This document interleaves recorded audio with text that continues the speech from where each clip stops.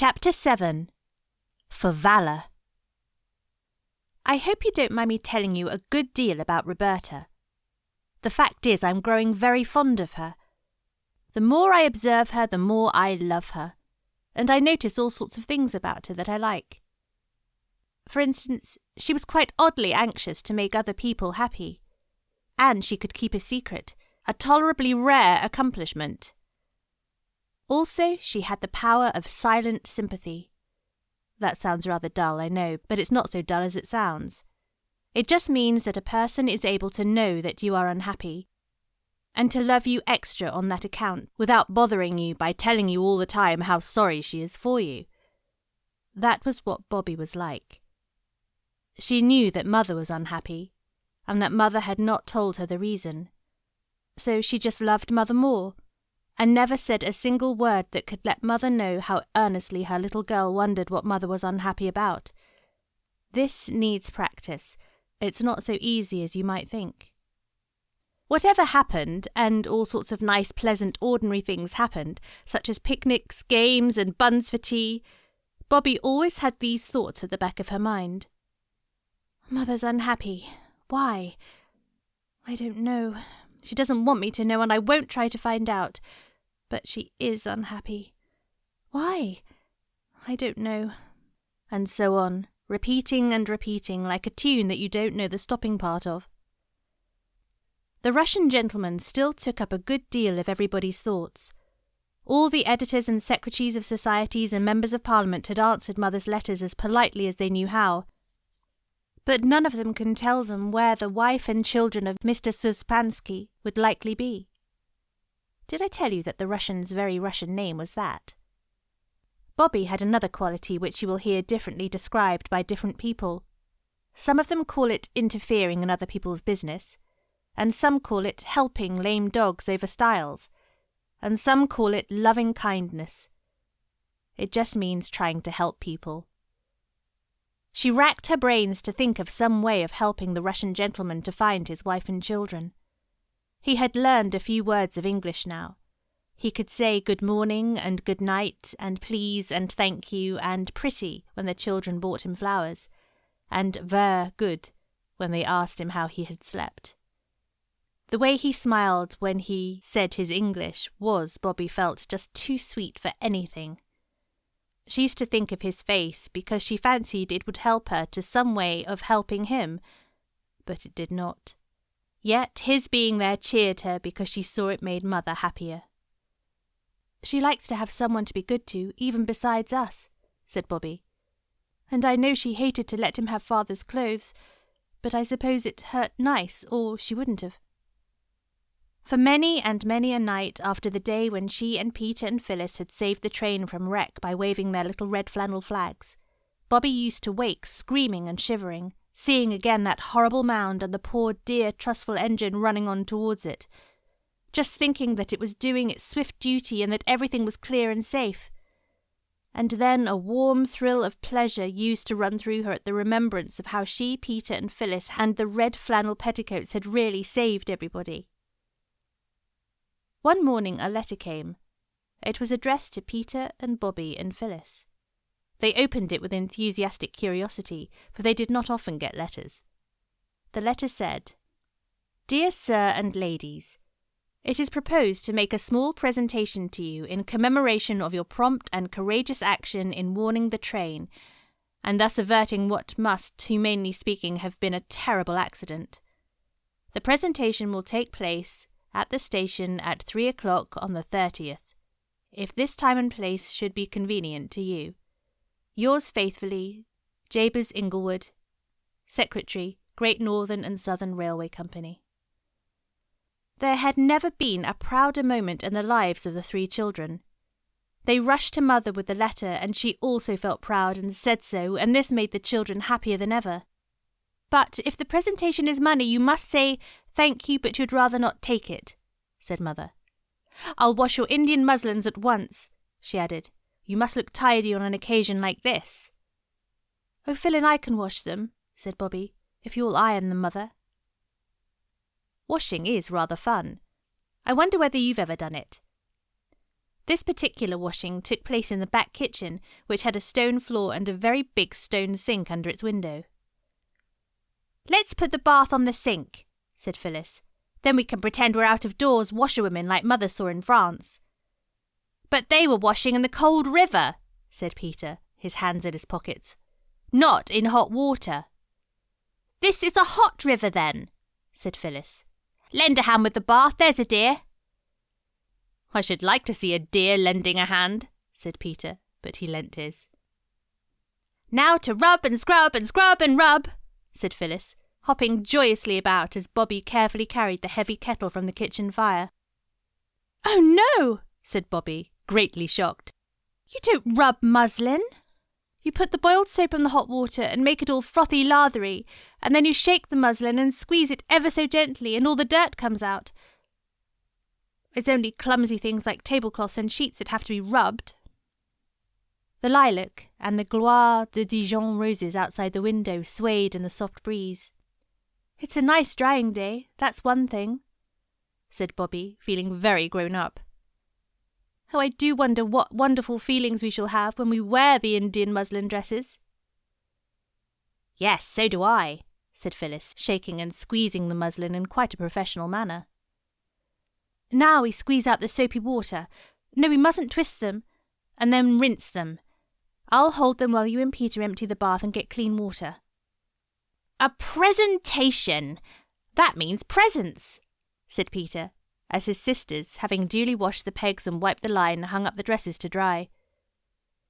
"Whatever will it be?" "It might be anything," said Phyllis. "What I've always wanted is a baby elephant, but I suppose they wouldn't know that." "Suppose it was gold models of steam engines," said Bobby. "Or a big model of the scene of the prevented accident," suggested Peter. "With a little model train and dolls dressed like us and the engine driver and firemen and passengers." "Do you like," said Bobby doubtfully, drying her hands on the rough towel that hung on a roller on the back of the scullery door, "do you like us being rewarded for saving a train?" "Yes, I do," said Peter downrightly. "And don't you try to come over it that you don't like it too, because I know that you do." "Yes," said Bobby doubtfully. "I know I do. But oughtn't we to be satisfied with just having done it and not ask for anything more?" "Who did ask for anything more, silly?" said her brother. "Victoria Cross soldiers don't ask for it, but they're glad enough to get it all the same. Perhaps it'll be medals. Then when I'm very old indeed, I shall show them to my grandchildren and say, 'We only did our duty,' and they'll be awfully proud of me." "You have to be married," warned Phyllis, "or you don't have any grandchildren." "Well, I suppose I shall have to be married some day," said Peter. "But it will be an awful bother having her around all the time. I'd like to marry a lady who has trances and only wakes once or twice a year." "Just to say that you are the light of her life and then go to sleep again. Yes, that wouldn't be bad," said Bobby. "When I get married," said Phyllis, "I shall want him to want me to be awake all the time so that I can hear him say how nice I am." "I think it would be nice," said Bobby, "to marry someone very poor, and then you would do all the work and he'd love you most frightfully, and see the blue wood smoke curling up amongst the trees from the domestic hearth as he comes home from work every night. I say, we've got to answer that letter and say the time and place that will be convenient to us. There's the soap, Peter. We're both as clean. That pink box of writing paper you just had on your birthday, Phil."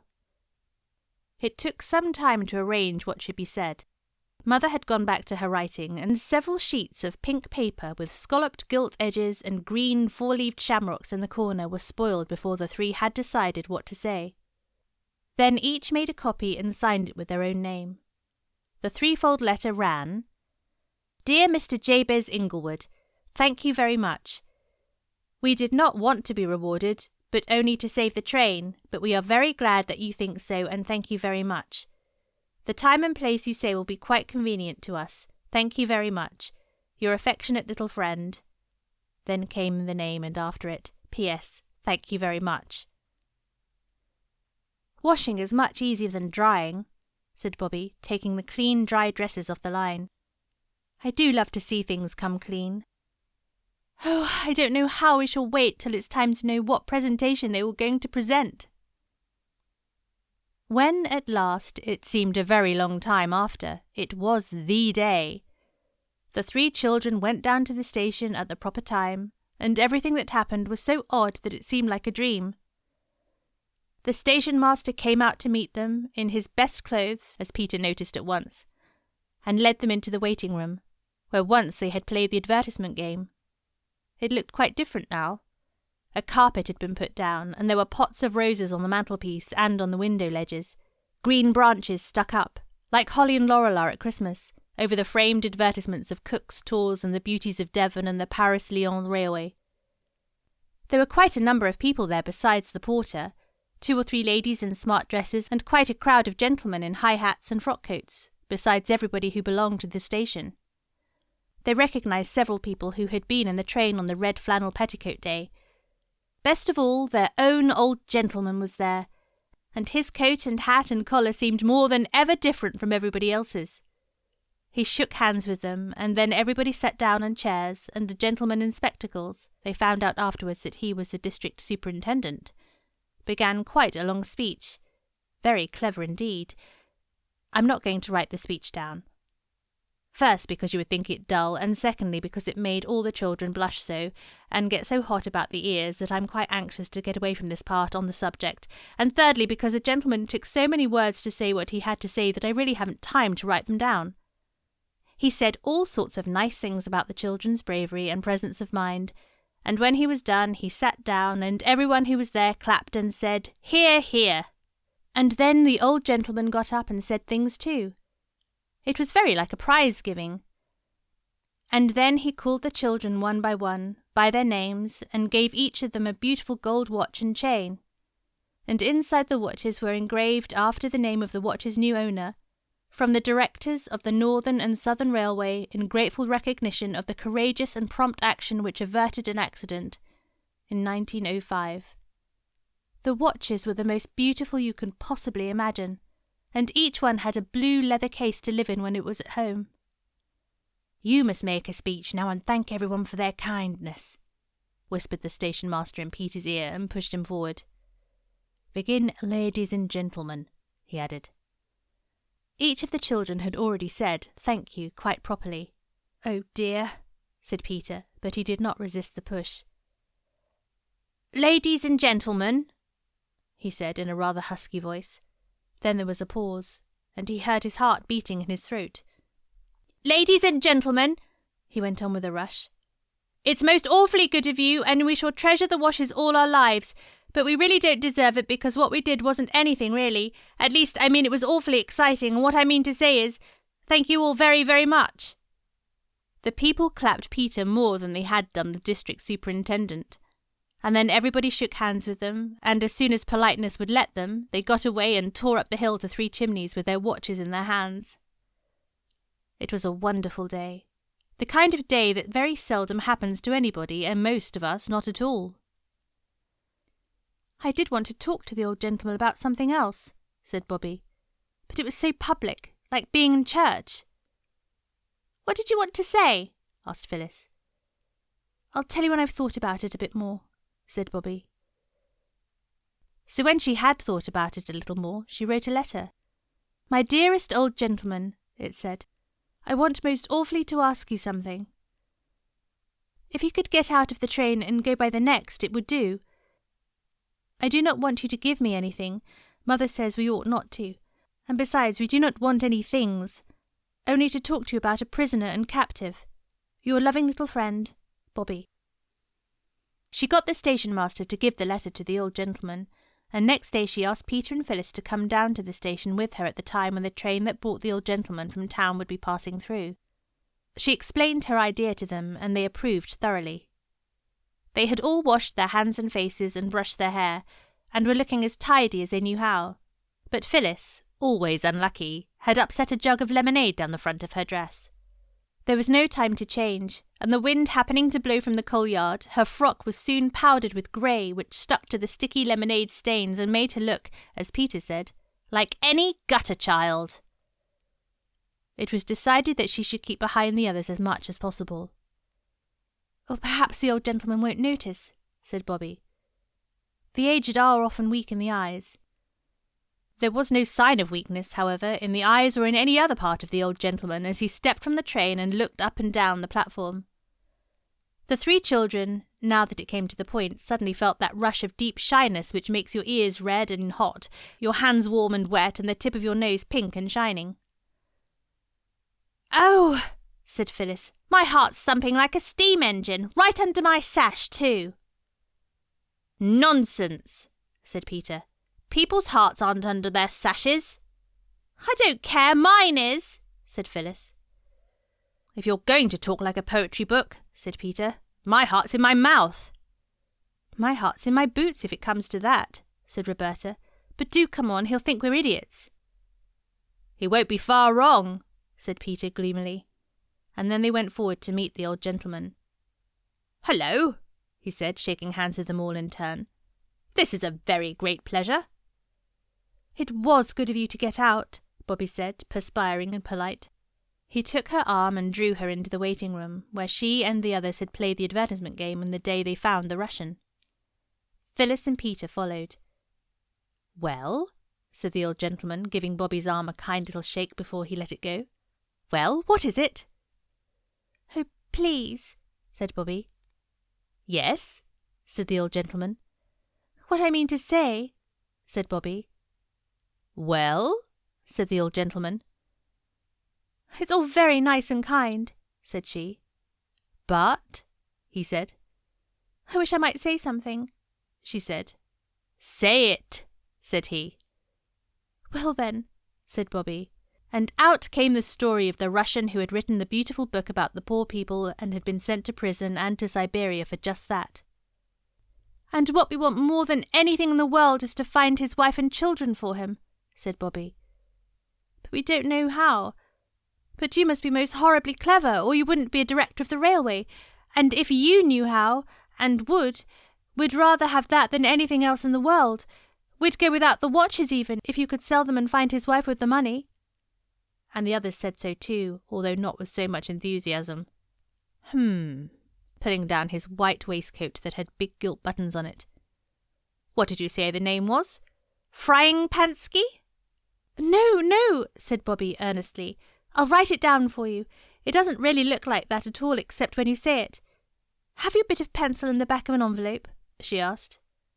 The old gentleman got out a gold pencil case and a beautiful, sweet-smelling green Russia leather notebook and opened it at a new page. "Here," he said. "Right here." She wrote down Suspans and said, "That's how you write it. You call it Shipansky." The old gentleman took out a pair of gold-rimmed spectacles and fitted them on his nose. When he had read the name, he looked quite different. "That man! Bless my soul!" he said. "Why, I've read his book. It's translated into every European language. A fine book. A noble book.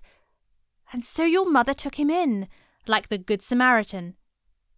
Well, well, I'll tell you what, youngsters. Your mother must be a very good woman." "Of course she is," said Phyllis in astonishment.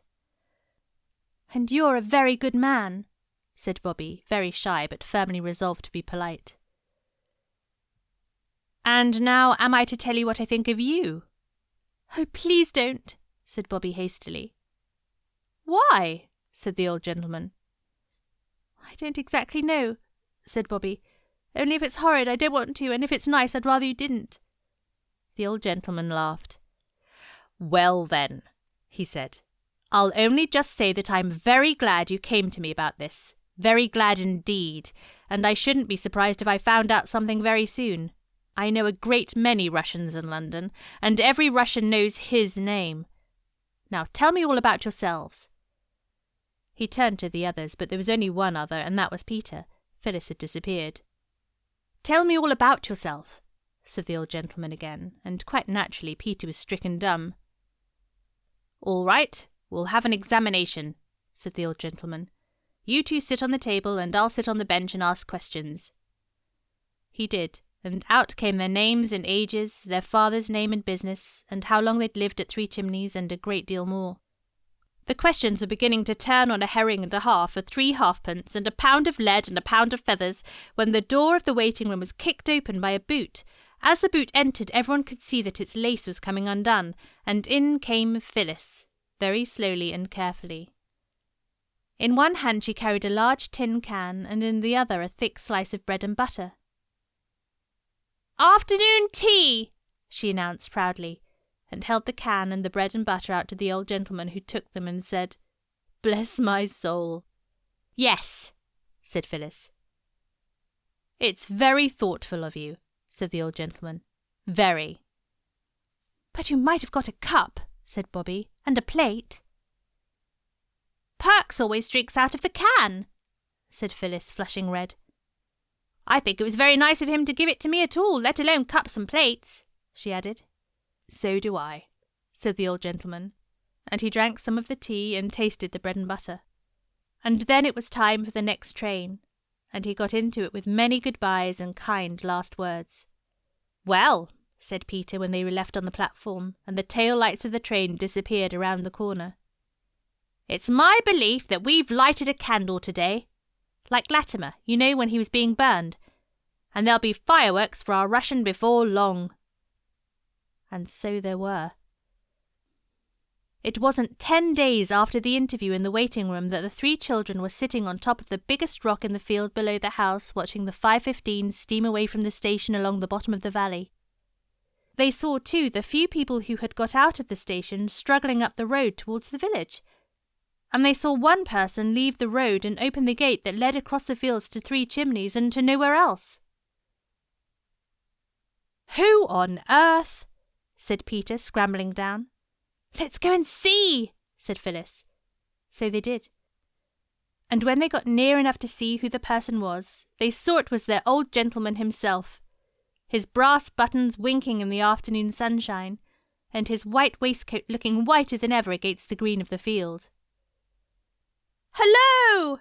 shouted the children, waving their hands. "Hello!" shouted the old gentleman, waving his hat.